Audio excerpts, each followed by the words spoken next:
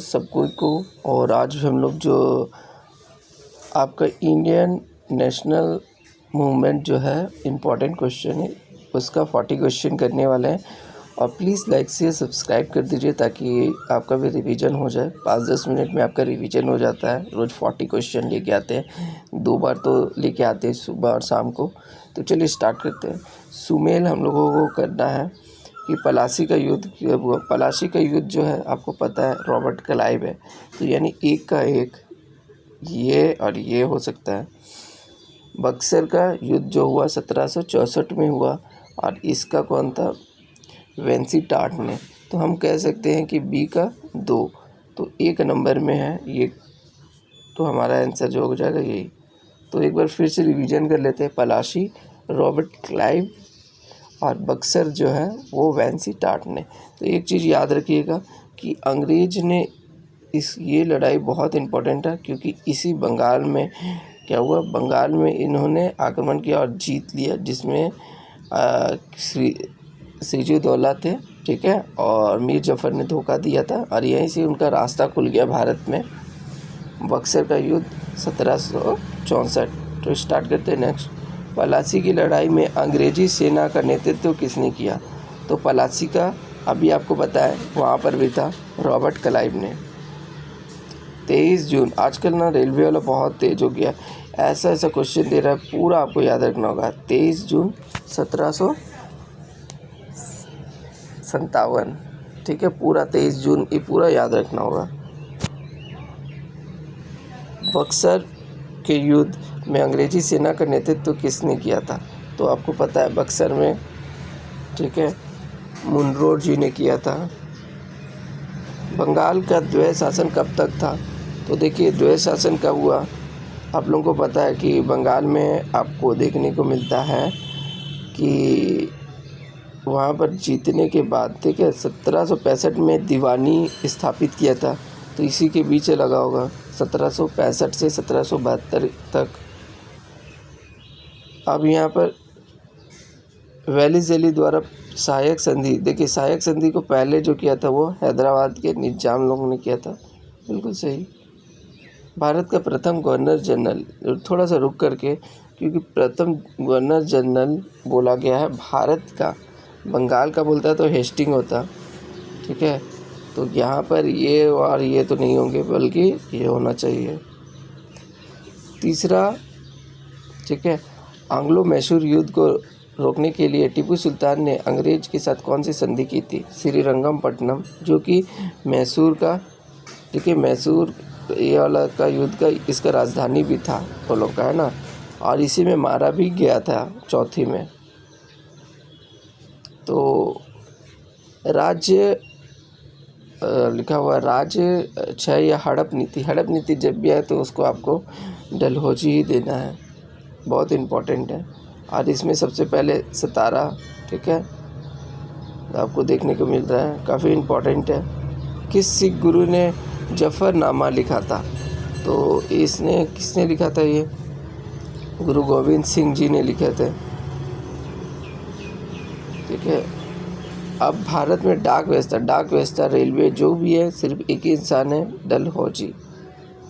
तो हम लोग ने अच्छा इसमें स्कोर कर लिया है। चलिए नेक्स्ट हम लोग चाहते हैं 10 क्वेश्चन हो गया और 10 क्वेश्चन कर लेते हैं। किस सिख गुरु ने गुरु नानक की जीवनी लिखी। तो गुरु नानक की जीवनी जो लिखा है वो आपको बताना है। तो इसने लिखे हैं, सॉरी ये गलत हो गया, अर्जुन देव ने लिखी। अर्जुन देव ने गुरु नानक जी की जयंती लिखी, मतलब जीवनी लिखी। गुरु अर्जुन, मैं भी याद कर लेता हूँ, गुरु अर्जुन देव नानक।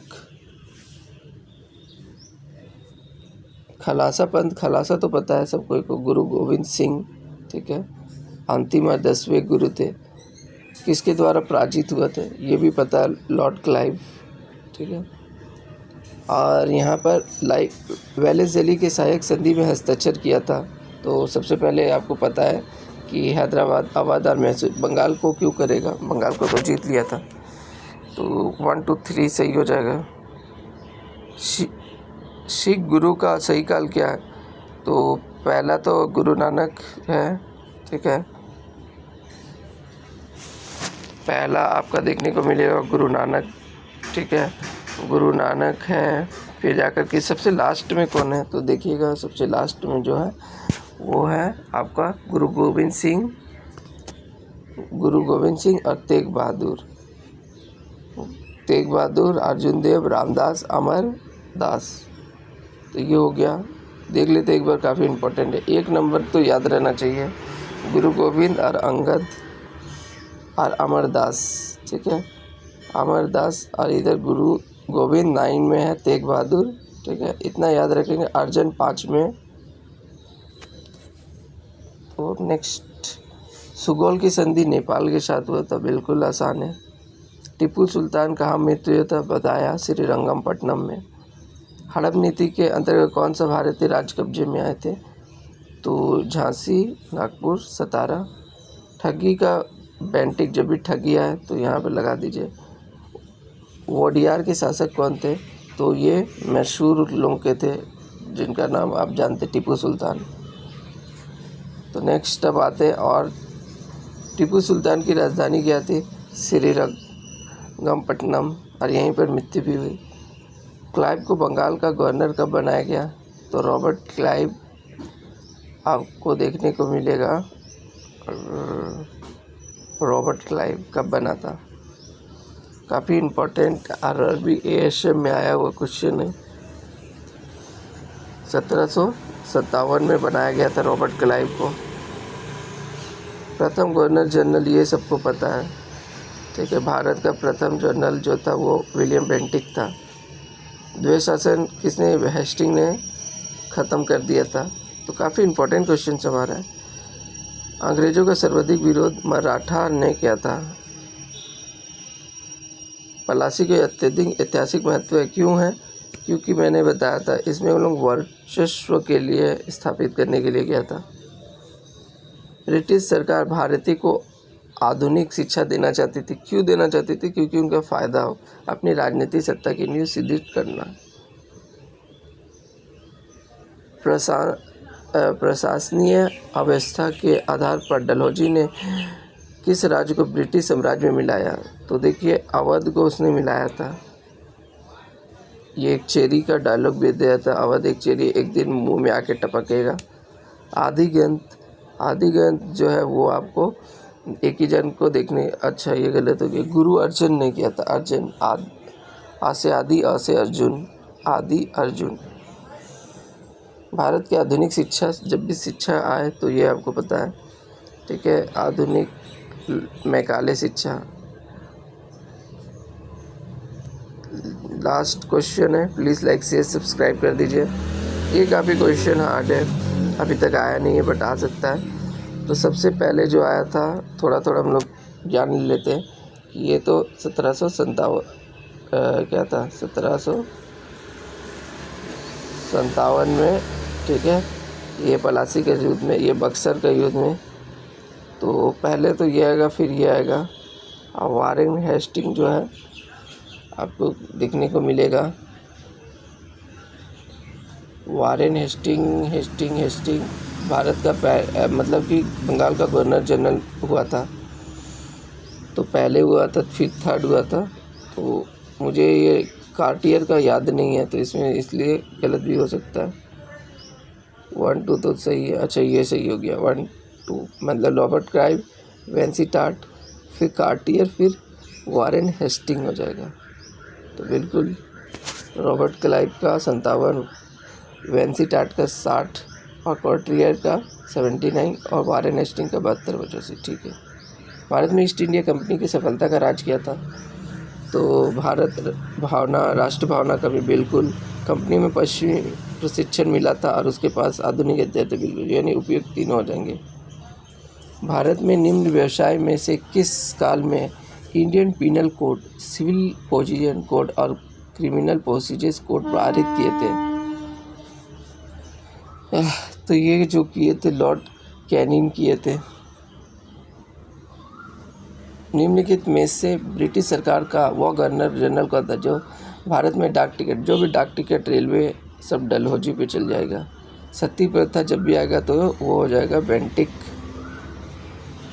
निम्नलिखित अवध का स्वायत्ता राज्य के संस्थापक कौन थे? ये सादत खान थे।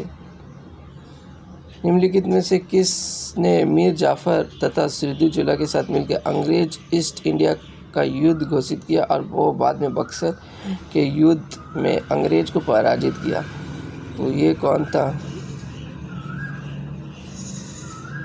मोहम्मद शाह आलम थे। शाह आलम में से थे जो मीर कासिम सिराजुद्दौला के साथ मिल कर के लड़ाई किए थे। ईस्ट इंडिया कंपनी और बंगाल के नवाब के बीच जब पलासी का युद्ध हुआ उस समय मुगल सम्राट कौन थे? तो ये थे अजीदुल आलमगीर। ये काफ़ी इम्पोर्टेंट क्वेश्चन है। देखिए, जब पलासी का युद्ध हुआ उस समय मुगल सम्राट कौन थे? तो ये एक एंगल बनता है, एक एंगल जब बनता है तो वहाँ पर ये क्वेश्चन पूछते हैं। Alamgir two. East India Company के नेतृत्व में रॉबर्ट क्लाइव का उत्तरदायित्व कौन सा था? तो रॉबर्ट क्लाइव का जो था वो कौन था?